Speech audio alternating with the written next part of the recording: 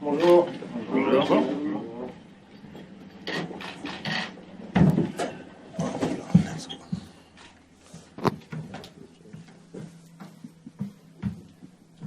Bonjour à tous.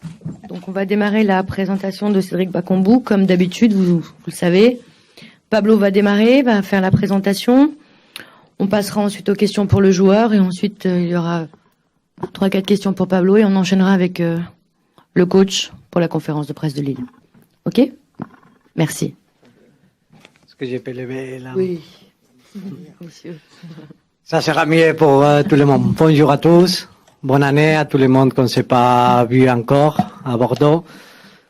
Bon, nous sommes ici très contents au niveau des clubs pour faire la présentation de notre première recrue d'hiver, mercato d'hiver, Cédric Bakambu, un joueur offensif qu'on a beaucoup discuté entre nous, surtout sur sa polyvalence offensive. Non, c'est un joueur avec la capacité qu'il a démontré ici dans les championnats français, en Turquie, en Espagne, à Villarreal et en Chine, à pouvoir jouer dans des différentes positions offensives. On a vu des différentes questions qui sont importantes parce qu'il nous donne beaucoup de possibilités offensives en plus de ce qu'on avait dans l'effectif. On a répété depuis la fin du mercato d'été qu'on avait besoin d'un joueur offensif en plus. C'était notre priorité de recruter un joueur comme lui, et surtout pour les caractéristiques qu'il a, de verticalité, de capacité de jouer dans des différentes positions, la capacité à avoir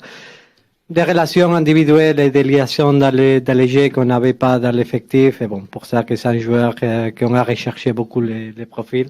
C'est une histoire d'amour entre nous depuis longtemps, qu'on avait parlé de différentes fois dans le passé, dans les différents clubs où j'étais. Bon, je suis particulièrement content de donner la bienvenue à Cédric. Bienvenue. Merci, Président. Merci Pablo.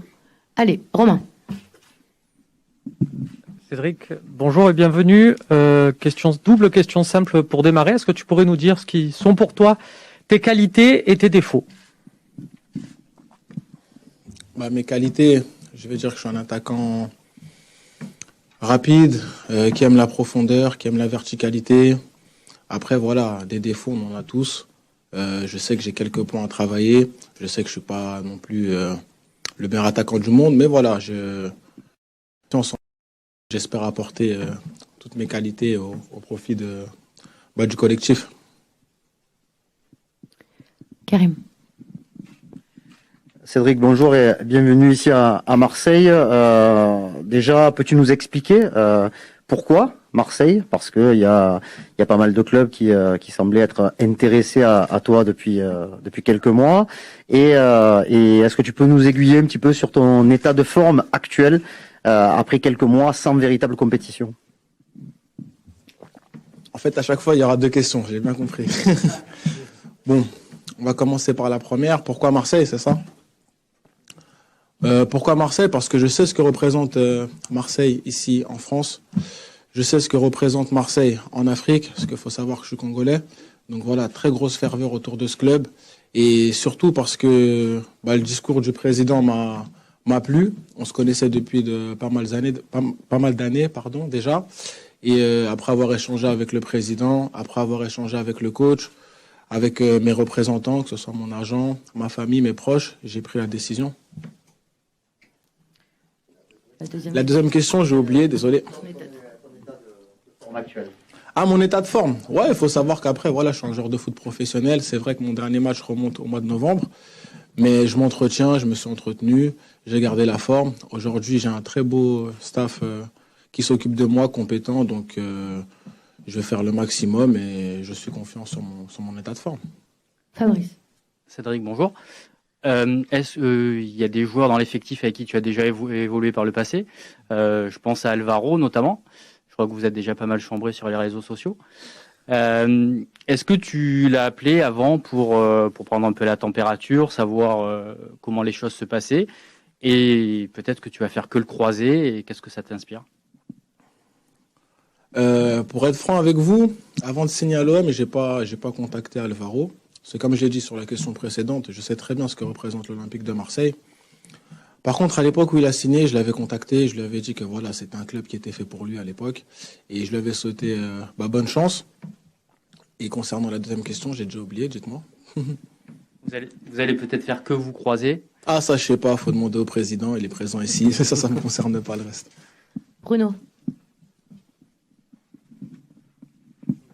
Oui, bonjour Cédric. Déjà, la prononciation de votre nom, moi je suis journaliste radio, on dit Bakambu ou Bakambut?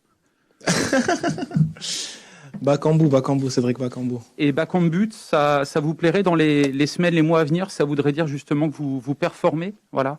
C'est important pour vous de marquer les esprits d'entrée? Vous savez comment on m'appelle à Kinshasa? On m'appelle Bakagol. C'est le surnom qui m'a suivi tout au long de ma carrière. Donc voilà. Flo. Oui, Cédric, bonjour. Au fond, je crois que tu as échangé avec Jorge Sampaoli. Je voulais savoir dans quelle position préférentielle il souhaiterait t'utiliser. Dans son système actuel, on sent qu'il n'a pas choisi notamment son attaquant qui joue sur le côté gauche. Est-ce que c'est un domaine dans lequel tu te sentirais très à l'aise côté gauche pour venir percer dans l'axe un peu aussi? Ouais, j'ai échangé avec le coach déjà à 2 reprises. Et non, moi de toute façon, comme je lui ai dit, je vous le dis aussi à vous, moi, peu importe la position dans laquelle il va m'utiliser, le plus important, c'est que l'équipe performe, c'est que Cédric Bakambu performe, et puis voilà. Donc moi, peu importe où est-ce que je vais jouer, je vais me donner à fond et je vais mettre mes capacités au bien du collectif. Nassim. Cédric, bonjour, ici Nassim Tirèche pour Stade Perform. Est-ce que tu comprends que ton arrivée peut susciter un peu de doute après autant de temps passé en Chine, qui n'est pas le plus grand des championnats? Voilà, comment est-ce que tu comprends qu'on puisse avoir des doutes et comment toi tu te prépares à faire cette bascule entre un championnat que tu connais certes, mais qui est certainement plus relevé que la Chine? Bah c'est normal d'avoir des doutes. Après, il n'y a personne qui fait l'unanimité. Moi, comme je vous l'ai dit précédemment, j'ai confiance en moi, je sais ce que je vaux. La Ligue 1, j'ai déjà évolué, j'ai eu la chance d'évoluer en Ligue 1, donc je sais que voilà, c'est un championnat très difficile, c'est un championnat de très haut niveau. Bah, c'est regardé déjà à l'étranger, parce que quand j'étais en Chine ou même quand j'étais en Espagne, je sais que la Ligue 1, c'est un championnat qui est respecté en dehors de la France. Aujourd'hui, j'y suis et je vais mettre toute mon énergie, tous mes efforts pour pouvoir performer ici. Gilles. Bonjour Cédric, bienvenue.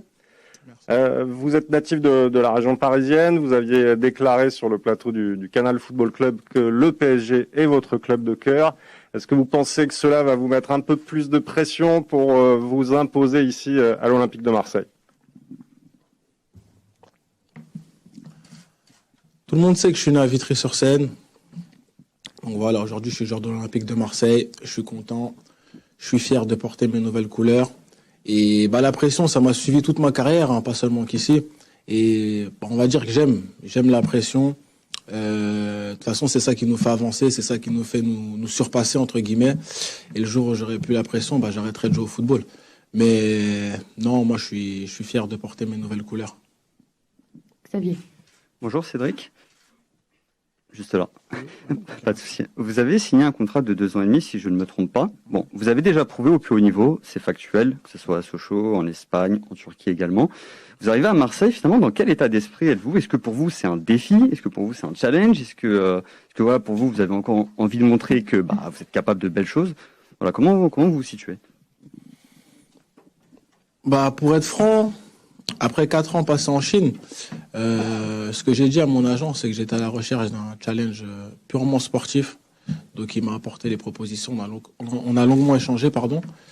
Et quand il m'a proposé l'Olympique de Marseille, j'ai tout de suite accroché, j'ai tout de suite dit oui, c'est là-bas que je vais y aller.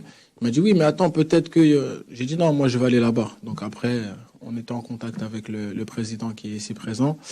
Et le feeling, il était bon, donc c'était naturel que je vienne ici, vous pouvez lui demander. Ça s'est fait assez rapidement, c'était assez fluide, donc ça a bien matché entre ce que je recherchais et ce que recherchait le président Longoria.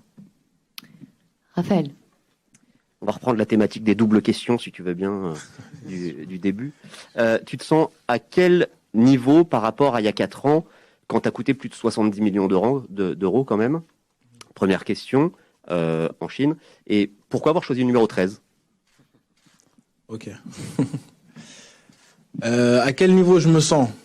On va dire que j'ai acquis beaucoup plus d'expérience aujourd'hui. J'ai 30 ans, je suis père de famille. Donc voilà, j'ai pas mal voyagé durant ma carrière. J'ai souvent joué à l'étranger. Je suis passé par la Turquie, j'ai connu des grosses ambiances en Espagne, en Liga, en Chine. Donc voilà, aujourd'hui, on va dire que je suis plus armé qu'il y a 4 ans. Et ensuite, concernant votre deuxième question, pourquoi le numéro 13 ? Là, pareil, je vais vous raconter l'histoire. Hier, on me propose des numéros. Le numéro 13, c'est le... Comment ? Hier, on m'a proposé des numéros.